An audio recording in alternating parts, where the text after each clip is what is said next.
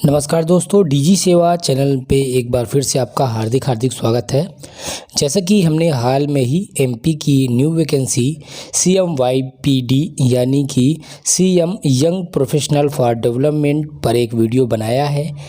इस वीडियो का लिंक आपको आई बटन पे मिल जाएगा, साथ ही इस वीडियो के डिस्क्रिप्शन में भी मिल जाएगा, जिसके बारे में आज हम इसकी आवेदन की प्रक्रिया को देखेंगे। इन शॉर्ट इस भर्ती के बारे में बताएं तो इस पर 51 जूनियर रिसर्च एसोसिएट एवं 6 एडवाइज़र पोस्ट की भर्ती है, जिनकी योग्यता ग्रेजुएशन साइंस या लॉ में 60%। अगर अदर ग्रेजुएट हैं तो आपको MA MBA इस तरह के PG कोर्स की आवश्यकता होगी। जूनियर एसोसिएट की जो वेतनमान है वो 40,000 रुपये और जो एडवाइज़र की पोस्ट है इसके वेतनमान 60,000 रुपये है। हालांकि इस पे एक्सपीरियंस भी आपको देना होगा 6 ईयर का। योग्यता एवं अन्य जानकारी संबंधी हमने वीडियो जो बनाया है वो आपको वीडियो को डिस्क्रिप्शन में मिल जाएगा। यहाँ पर हम इसके एप्लीकेशन की प्रोसेस के बारे में देखेंगे। तो जैसे कि आप aigpa.mp.gov.in पे जाते हैं तो आपको ये वेबसाइट मिल जाती है और आप उसके बाद वर्क विथ अस पे जाते हैं। यहाँ पर आपको कैरियर का ऑप्शन मिलता है, जहाँ आपको ये एक MP ऑनलाइन की लिंक मिल जाती है, जिसे आप ओपन कर लेते हैं।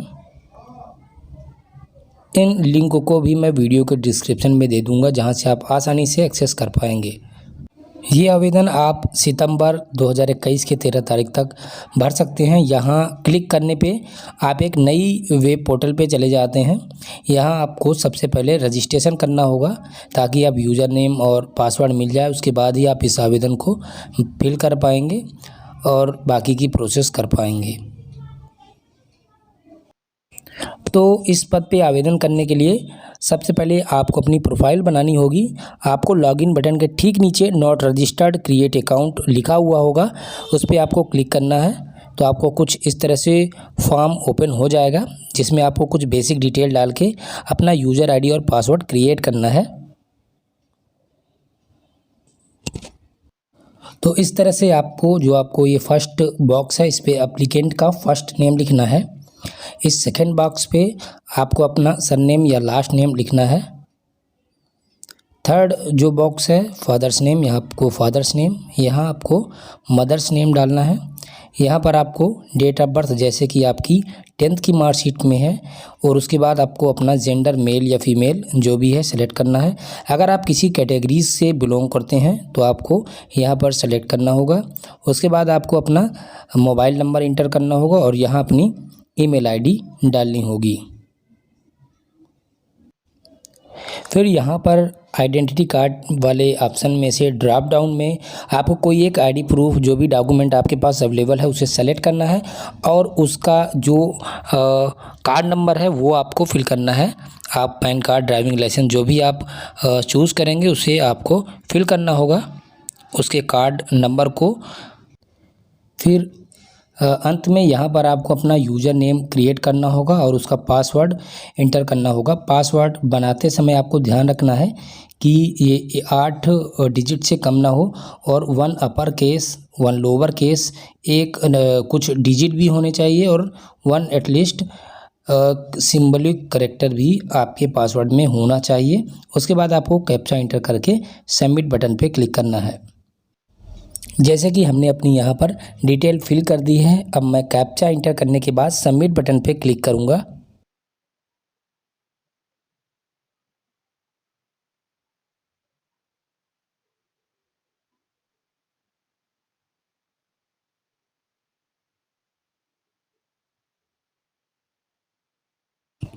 तो आप देख सकते हैं कि हमें हमारा कंफर्मेशन मैसेज मिल गया है और हमारा यूज़र ID क्रिएट हो चुका है।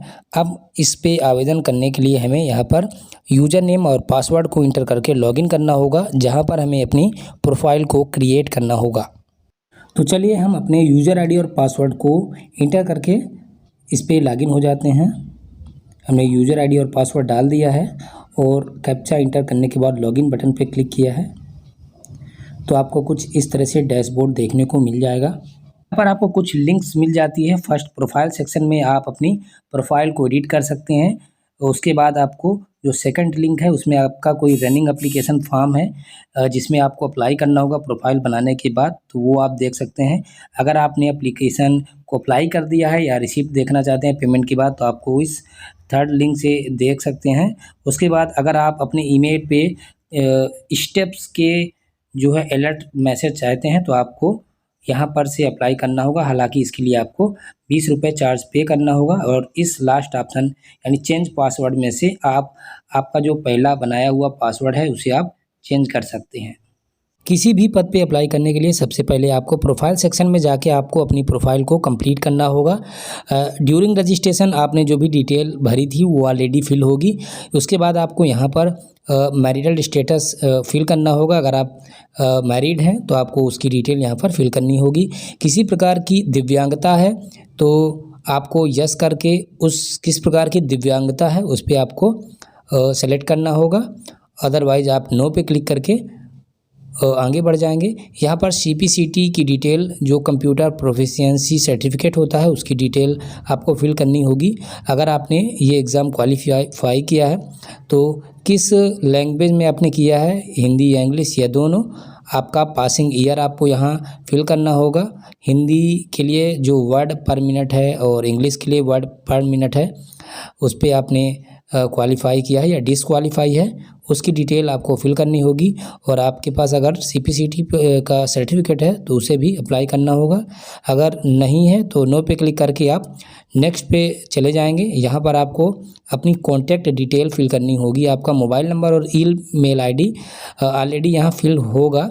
आपको अपने ड्रॉप डाउन में से अपना स्टेट सेलेक्ट करना होगा, डिस्ट्रिक्ट सेलेक्ट करना होगा, तहसील की डिटेल फिल करके और बाकी अपना एड्रेस डाल के सेव एंड नेक्स्ट पे क्लिक करना होगा। यहाँ एज रिलैक्सेशन के लिए अगर आप एक्स सर्विसमैन हैं, मध्य प्रदेश शासन के किसी निगम मंडल के कर्मचारी हैं, होम गार्ड हैं, या आप फ्रीडम फाइटर हैं या किसी प्रकार के विक्रम अवार्ड होल्डर हैं, तो आपको यहाँ पर यस या नो में जवाब देना है। अगर आप यस पे करते हैं तो कितनी मंथ की आपकी सर्विस रही है वो आपको राइट साइड वाले कॉलम में फिल करना होगा। अगर आप इनमें से किसी भी कैटेगरी से बिलोंग नहीं करते हैं तो आपको सब में नो पे क्लिक कर देना है।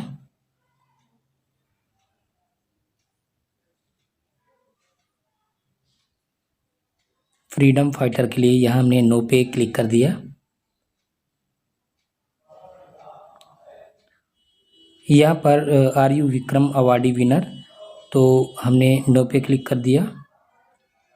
और क्या अंतरजातीय प्रोत्साहन योजना है जो शासन की है, क्या आप उसका लाभ लेना चाहते हैं, क्या आपने अंतरजातीय विवाह किया है, तो आपको नेक्स्ट ऑप्शन में हाँ पे क्लिक करना होगा। अगर आपने नहीं किया तो आप में नहीं पे क्लिक करना होगा और सेव एंड नेक्स्ट वाली बटन पे क्लिक करना होगा, जहां आप क्वालिफिकेशन डिटेल वाले ऑप्शन पे चले जाएंगे।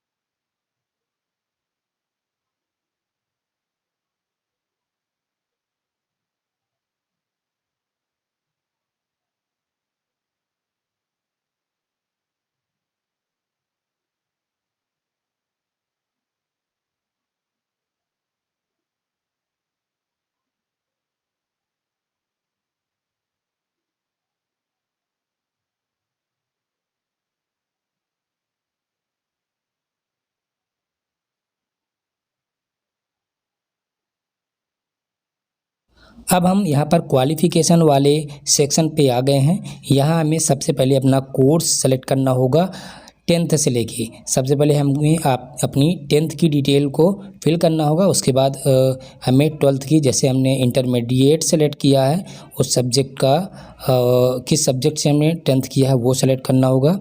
फुल टाइम है या पार्ट टाइम है, पासिंग ईयर, यूनिवर्सिटी या बोर्ड का नाम हमें यहाँ पर फिल करना होगा। उसके बाद मार्क्स या CGPA सिस्टम था वो हमें सेलेक्ट करना होगा। रोल नंबर को फिल करना होगा। यहाँ पर हमें जो टोटल मार्क्स ऑब्टेन है वो फिल करना होगा।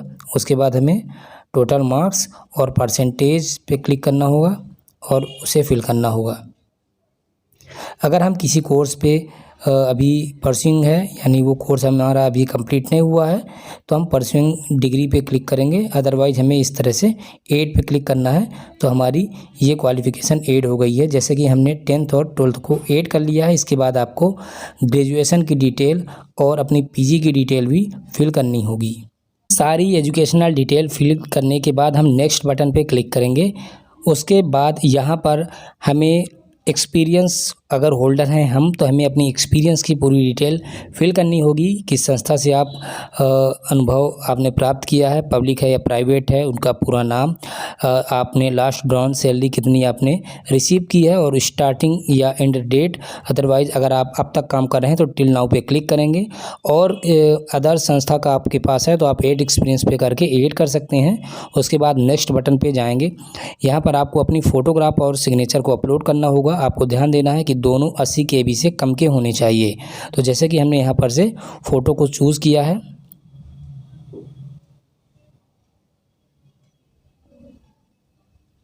हम ब्राउज़ करके जहाँ भी हमने स्कैन करके अपने फ़ोटोग्राफ को रखा है इस तरह से अपलोड कर लेंगे। उसके बाद हम सिग्नेचर को भी ब्राउज़ करके सेलेक्ट करेंगे और उसे अपलोड कर लेंगे। जैसे कि हमने बताया कि ये 80 KB से कम का होना चाहिए, उससे अधिक है तो आपका ये अपलोड नहीं होगा और JPG फॉर्मेट में होगा। अगर आपको दोनों क्लियर दिखाई दे रहे हैं तो आपको राइट टिक करना है। उसके बाद आपको कास्ट सर्टिफिकेट अपलोड करना है। जैसे कि हमने कैटेगरी सेलेक्ट किया है तो हमें कास्ट सर्टिफिकेट को अपलोड करना होगा। हम इसे भी ब्राउज़ कर लेंगे। यहाँ पर आपको 200 KB दिखाई दे रहा होगा अपलोड करने के लिए, लेकिन ये 150 KB ही एक्सेप्ट कर रहा है। आप इसे ब्राउज़ करने के बाद, सेलेक्ट करने के बाद सेव एंड नेक्स्ट पे क्लिक करेंगे। उसके बाद हमारा जो ये प्रोफाइल है वो कंप्लीट हो जाता है।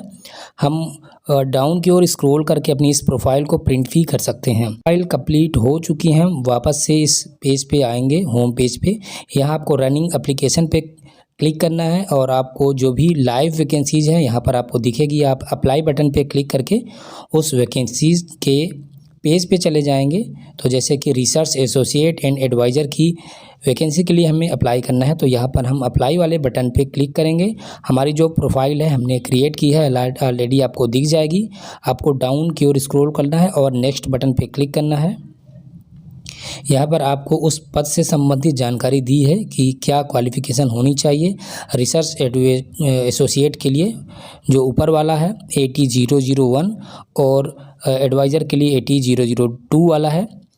एडवाइज़र के लिए आपको एक्सपीरियंस की आवश्यकता होगी। जैसे कि हम यहाँ फर्स्ट यानी कि जूनियर रिसर्च एसोसिएट के लिए अप्लाई कर रहे हैं, तो हम यहाँ फर्स्ट वाले ऑप्शन पे क्लिक करेंगे। उसके बाद स्क्रॉल करने के बाद हम एग्ज़ाम सिटी में जाएंगे। यहाँ केवल भोपाल का ऑप्शन है। क्या आप ICT एप्लीकेशन चलाने में दक्ष हैं, तो आपको यस पे क्लिक करना होगा। ग्रेजुएशन आपका इंजीनियरिंग या लॉ है, आपको उस पर सेलेक्ट करना है। और अगर अदर ग्रेजुएशन है तो आपको PG की आवश्यकता होगी। तो यहाँ पर हमने अदर का ऑप्शन सेलेक्ट किया है और यहाँ से MA सेलेक्ट किया है। उसके बाद अपना कोर सब्जेक्ट इकोनॉमिक्स, स्टैटिक्स, समाजशास्त्र है, जो भी आप यहाँ से सेलेक्ट कर लेंगे। एक्सपीरियंस डिटेल है अगर आपके पास, तो यस या नो, जो भी क्राइटेरिया आप फुलफिल कर रहे हो उसे आप यहाँ पर सेलेक्ट करेंगे। हमारे पास कोई अनुभव नहीं है तो हमने नो पे क्लिक कर दिया है। उसके बाद हमारा कोई एक आईडी प्रूफ जो कि हमने फिल किया था, हमने पैन कार्ड सेलेक्ट किया है और उसकी डिटेल हम डालेंगे। दोनों की जो वांछनीय योग्यता है, डिज़ायरेबल क्वालिफ़िकेशन अगर आपके पास है तो आपको यस या नो पे क्लिक करना है। इसके बिना भी आप आवेदन आसानी से कर पाएंगे, तो हमने यहाँ पर नो पे क्लिक किया है।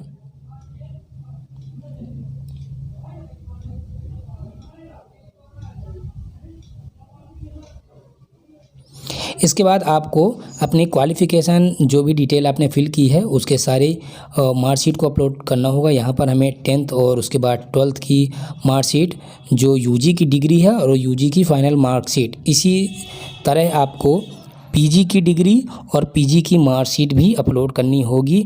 अगर आपने पीएचडी किया है तो वो भी आप अपलोड कर सकते हैं। एक्सपीरियंस सर्टिफिकेट आपने डाला है तो आपको वो भी अपलोड करना होगा। और अपनी सैलरी स्लिप भी आप चाहें तो पे सर्टिफिकेट वाले ऑप्शन में आप अपलोड कर सकते हैं पीडीएफ के फॉर्मेट में। मार्कशीट आपको जेपीजी के फॉर्मेट में ही 200 KB तक अपलोड करनी है। तो चलिए हम इसे अपलोड कर लेते हैं।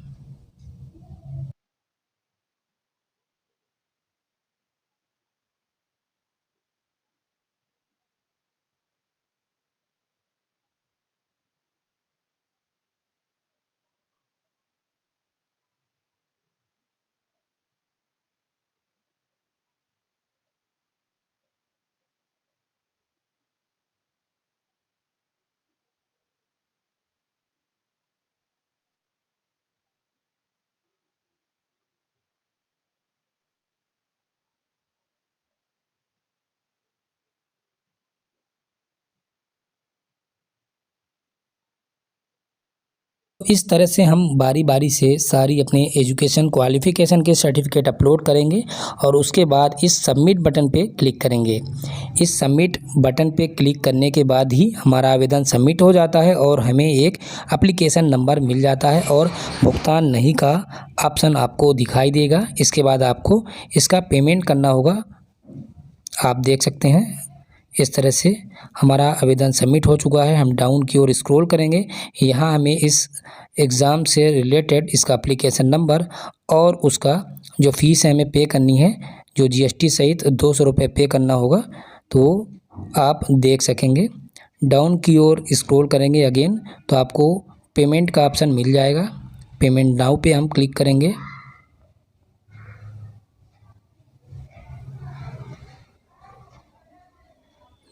यहाँ पर जाने पे आपको 2 ऑप्शन मिल जाते हैं, कियोस्क और सिटीजन।